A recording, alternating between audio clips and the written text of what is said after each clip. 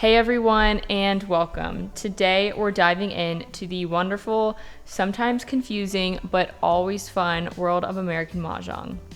Whether you're a complete newbie or you just need a refresher to teach a friend, this is the perfect guide for you.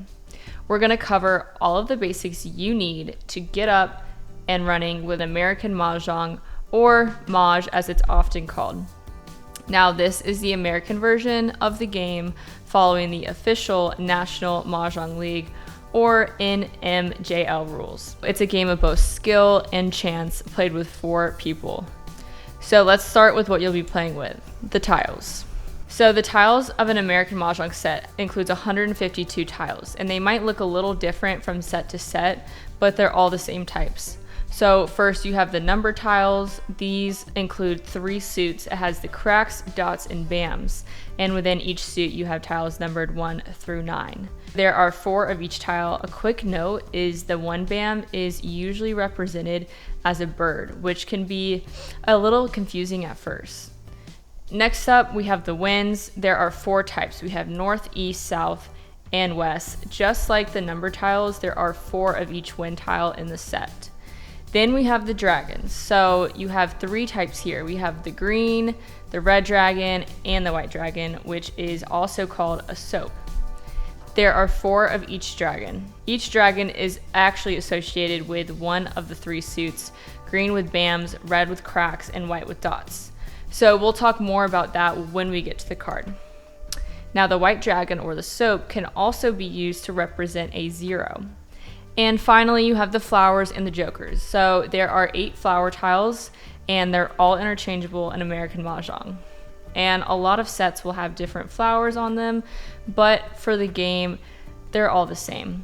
Then you have 8 jokers. These are your wild cards and can substitute any tile, but there are a few rules when it comes to using them, which we'll cover later. All right, the cards. So this is where American Mahjong really sets itself apart. So unlike other versions, American Mahjong uses a card that shows you all of the possible winning hands. So your goal is to get 14 tiles that match one of these combinations. A new card is released every year by the NMJL, so just when you think you've got it all memorized, you actually have to start over. Now, we can't show you the card itself due to copyright, but we can teach you how to read it so you can understand what you're looking at. Now, each line on the card is a specific winning hand, which is made up of combinations of tiles. So the card uses abbreviations for the different types of tiles. So 1 through 9 are numbered tiles.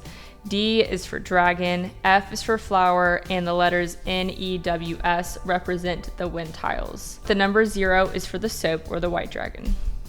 Hands are made up of groups of identical tiles, so a single is 1 tile, a pair is 2 identical tiles, and a pung is 3, and a kong is 4, a quint is 5, and a sextet is 6.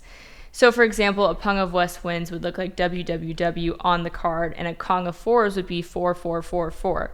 Now pay attention here, because this is where beginners often get confused. Some combinations on the card, like NEWS or 2020, are not groups of identical tiles. They're actually made up of 4 individual single tiles.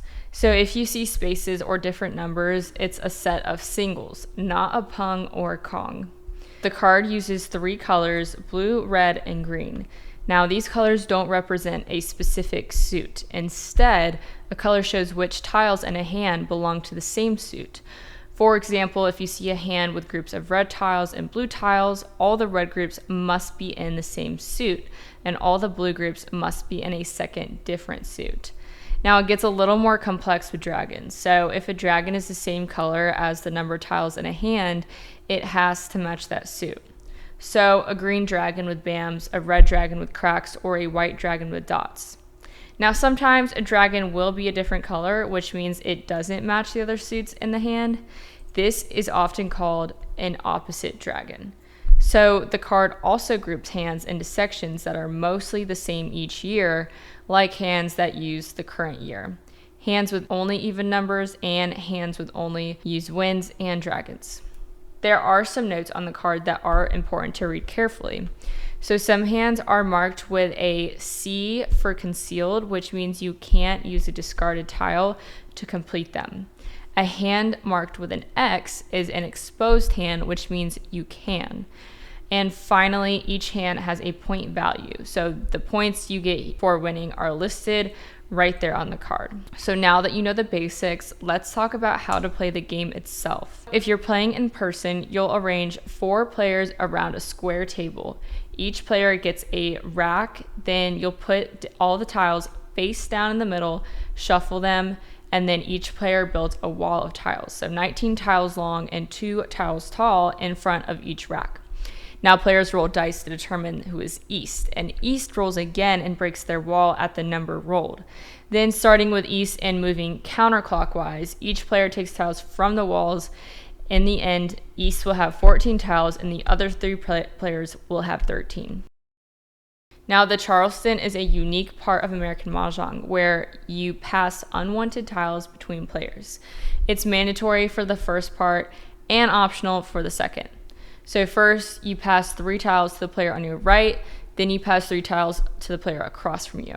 So then you pass 3 to the player on your left. Now, this last one is a blind pass where you can pass between 0 and 3 of your own tiles. And if everyone agrees, you do a second Charleston. Now, starting with the person on your left. After that, you can do a courtesy pass where you can exchange up to 3 tiles with the person across from you. Now, a key rule is that you can never pass jokers during the Charleston. Once the Charleston is done, the game begins. Now, the game starts with East, who has 14 tiles, discarding 1. Play the moves to the right or counterclockwise. Each player's turn consists of 2 main steps, drawing a tile and then discarding a tile. So you draw a tile from the wall, and once you have it, you decide which tile you want to get rid of, and you place it face up in the center of the table while saying what it is, like 1 bam or north.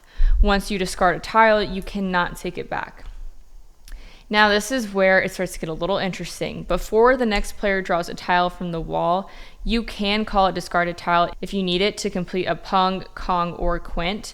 You can only call for a single or a pair if it's the last tile you need to complete Mahjong.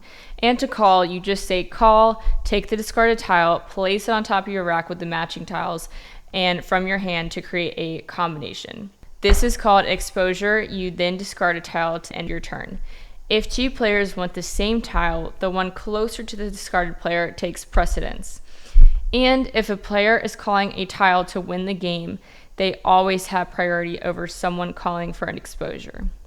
Now remember, you can't call a tile for a concealed hand unless it's the winning tile. Now jokers can be used as a substitute for any tile in a pung, kong, or quint, but never for a single or a pair.